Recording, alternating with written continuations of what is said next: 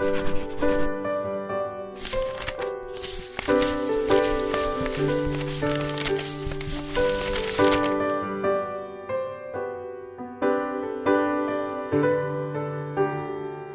the most neglected of all Christian obligations is the obligation to rejoice. Just as the Word of God commands us to believe and to love, so does it commands us to rejoice.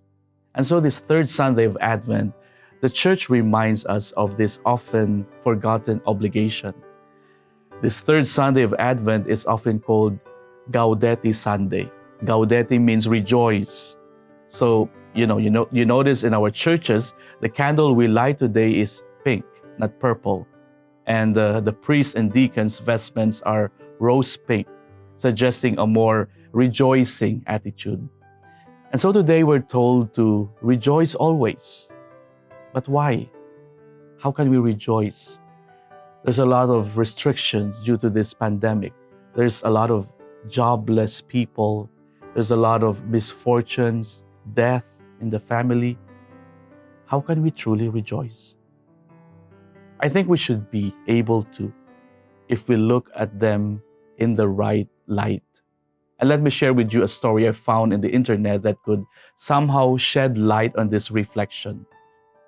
A man worked as a carpenter on this particular day. He was building some crates for the clothes his church was sending to orphanages in China. On his way home, he reached into his shirt pocket to find his glasses, but they were gone. When he mentally replayed his earlier actions, he realized what had happened. The glasses had slipped out of his pocket unnoticed and fallen into one of the crates, which he had nailed shut. His brand new glasses were heading for China. The Great Depression was at its height, and he had 6 children. He had spent $20 for those glasses that very morning. He was upset by the thought of having to buy another pair. And he told God, "It's not fair," as he drove home in frustration. "I've been very faithful in giving of my time and money to your work, and now this." And months later, the director of the orphanage was furloughed in the United States. He wanted to visit all the churches that supported him in China. So he came to speak one Sunday at the man's small church in Chicago. The missionary began by thanking the people for their faithfulness in supporting the orphanage. But most of all, he said, "I must thank you for the glasses you sent last year. You see, the communists had just swept through the orphanage, destroying everything, including my glasses. I was desperate.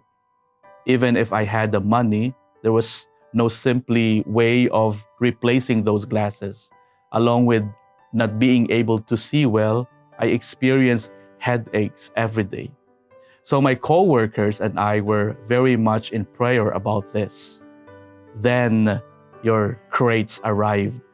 When my staff removed the covers, they found a pair of glasses lying on top." The missionary paused long enough to let his words sink in. Then, still gripped with the wonder of it all, he continued, "Folks, when I tried on the glasses, it was as though they had been custom-made just for me. I want to thank you for being a part of that."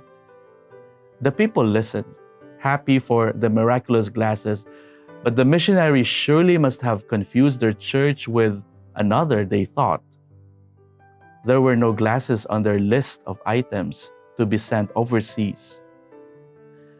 But sitting quietly in the back, with tears streaming down his face, an ordinary carpenter realized the master carpenter had used him in an extraordinary way.